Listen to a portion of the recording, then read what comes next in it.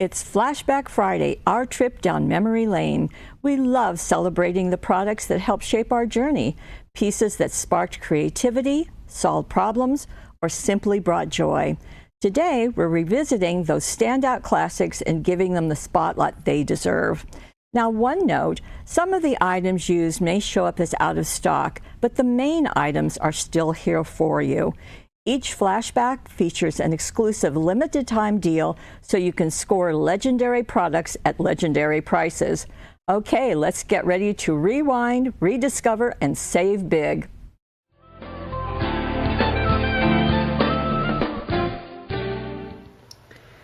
This is a scrapbook page for all you scrapbookers out there. National Scrapbooking Day this year is on May 3rd, so I did a scrapbook page, and this is using some Color Me papers. For the other elements, it's pretty simple layout. I just wanted to keep it simple, but I did use some nice shapes using a design toolkit. I used some gelatos for the lovely Color Me background.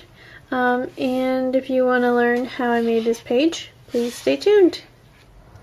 Today I'm using the Mother's Day Dazzles. Got some really pretty images of flowers, butterflies, hearts, etc. on there. The design toolkit number 5, and let me just scoot this on over. So this comes with 6 different pieces, but each piece has one or more shapes that you can trace. For example, this one has the outer scallop, the inner circle, and then the inner heart. This one has multiple shapes as well. So that's what's really cool about the design toolkits. There's tons and tons of possibilities. So we've got the design toolkit number 5, and then of course the Color Me Susan's Flowers paper pack. And here is the project idea on the front, a beautiful page on the back, giving you instructions as well as project ideas and all the different mediums or media you can use on your pages to color them.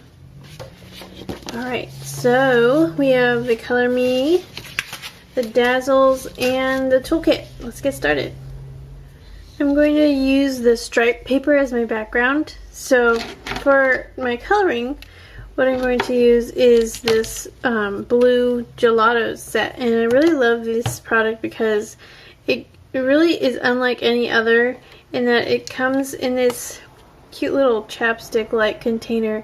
It's got a really smooth buttery texture to it. It's really easy to color on, just like oil pastels, except it's water soluble, so you can actually use it as a watercolor type medium as well. So to color in my stripes, I'm going to go in with my gelatos just dry first, and I'm just going to color kind of in a general area over these flowers.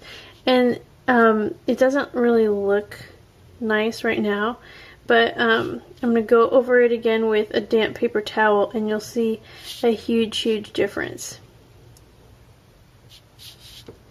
So I'm doing this pretty fast, and that's another great thing about gelatos, is that you can work with them very quickly, or you can do more time-intensive techniques like painting in.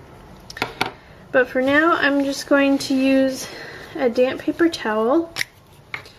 I actually have my mini spray bottle here, which I'm spraying onto the paper towel, so now it's nice and damp. Not too wet, you don't want to soak your paper. So here we go. It's kind of like magic. And you can spread the color as much as you want, or you can kind of stay more in a tighter area. I kind of like how it's spreading onto the larger stripe there. And if your paper towel is a little too dry, just dampen it a little more and keep on rubbing. Now you don't want to rub so much that your paper starts to get damaged, but you'll be able to tell. Alright, so I've got the top stripe of my paper nice and purple. And of course I'm doing this on top of a scrap paper so that the color doesn't get everywhere.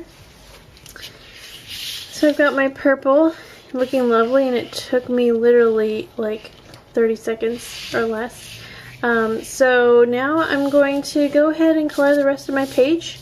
I'll come back when I'm finished. Alright, so that took me a grand total of about 5 minutes. That's one of my favorite items to use on Color Me papers is the gelatos. The blue set includes grape, blueberry, cotton candy, and boysenberry. Love all the delicious color names. They named all of their colors from gelato flavors. So anyway, so my page is, as you can see, the grape along the top is all the purple areas is a grape. But for the blues, I did boysenberry just for the scalloped edge, cotton candy for these other large flowers, and blueberry for this kind of flower in an oval stripe. And I just repeated that all the way down my page. So now my background is finished. I'm going to start on my photos now. I have a 4x6 photo I'm going to use, and I'm going to use the design toolkit number 5 to create a nice shaped mat for this photo. I'm using a paper or a cardstock pack called Pearlescent Cardstock from Wausau Paper. This comes with 65-pound cover stock, and it is in 7 colors, and you get 35 sheets. So those colors work well with my background here. So I'm using the kind of the light teal and the lilac colors. So for the photo mat, what I'm going to do is create a scalloped mat for my photo, kind of like this. So what I want to do first is trace my shape here onto the back of my cardstock, and before I cut it out, I'm going to just extend these lines to the edge of the cardstock so that it will have enough room for my photo. So there's my scalloped photo mat. Before I glue this on, I'm going to do a little more matting. I'm going to mat this whole piece on white, and in the photo I'm going to mat on this purple pearlescent, just a thin mat, before I glue it on. So I'll go ahead and do that. Okay, so here's my page so far. I've got my scalloped mat, and I decided to kind of shift my photo up going off the mat, just, you know, for a different look.